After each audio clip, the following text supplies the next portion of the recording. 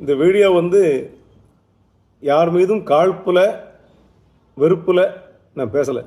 சினிமாங்கிறது நம்ம ரத்தத்தில் கலந்து போனது ஒன்று. ரத்தத்தில் கலந்து விட்ட சினிமான்னு சி தமிழ் டிவியில் போடுவான்.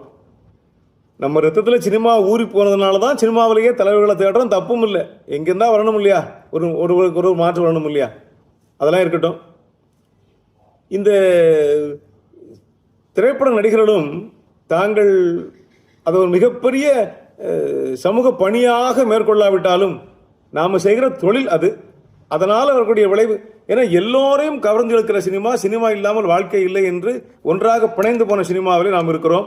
கொஞ்சம் கதைகளை தேர்ந்தெடுத்து நாம் வாழ்கிற காலம் சரி, வாழ்ந்து முடித்த காலத்திலும் சரி, அதை பற்றி 4 பேர் பேச வேண்டும். சமூகத்துக்கு எந்த வகையிலாவது நம்ம பயன்பட்டிருக்க வேண்டும்.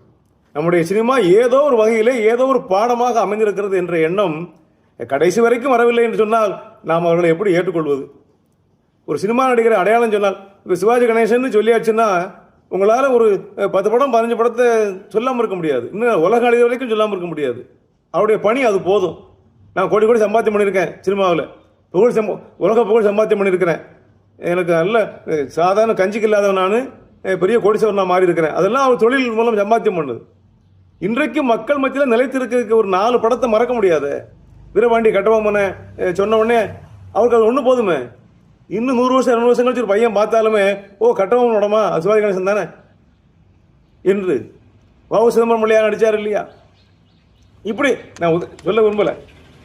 அதே போல இன்னொரு நடிகரை நீங்கள் யோசிச்சு பாருங்க, அவரால் எந்த ஒரு நல்ல படத்தை கொடுக்க முடிஞ்சது? மக்கள் மத்திய என்னைக்கு நீங்காவது நிற்கக்கூடிய ஒரு படம், நல்ல கருத்துக்களை சொன்ன படம், நல்ல பாடமாக அமைந்த படம், குடும்ப உறவுகளை மேம்படுத்திய படம், தேசப்பற்றை வளர்த்த படம், மொழிப்பற்றை வளர்த்த படம், தேச ஒருமைப்பாட்டை சொன்ன படம், நல்ல அன்பை சொன்ன படம், நல்ல காதலை சொன்ன படம், கணவன் மனைவி உறவனுடைய மேன்மையை சொன்ன படம், இதெல்லாம் பாடங்கள் தானே.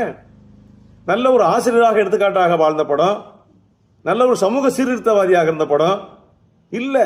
எத்தனை பேரை சுட்டு தள்ளினாரு, எத்தனை கொலை பண்ணினாரு, எப்படி கிருதா வச்சிருந்தாரு, எப்படி மீசை வச்சிருந்தாரு, எப்படி ஓய்ங்க அடிச்சா 10 பேர் கீழே விழுந்தான், எப்படி ஓடுற கப்பலை கையில் பிடிச்சி இழுத்தாரு, என்ன இப்படி சுட்டு தள்ளுறது படமா? எத்தனை வயதானாலும் திருந்த மாட்டாங்களா? அதனால நான் இப்போ சிந்திச்சு இதையெல்லாம் நாம் ரசித்து வன்முறையை கையில் கத்தி எடுத்து துப்பாக்கிடு, அப்புறம் பேப்பரில் யாராவது சுட்டு தள்ளிட்டான் வச்சுட்டான்னு சொன்னால் மட்டும் வருத்தப்படுறோம். சினிமாவில் வன்முறையை காமிக்கிறது.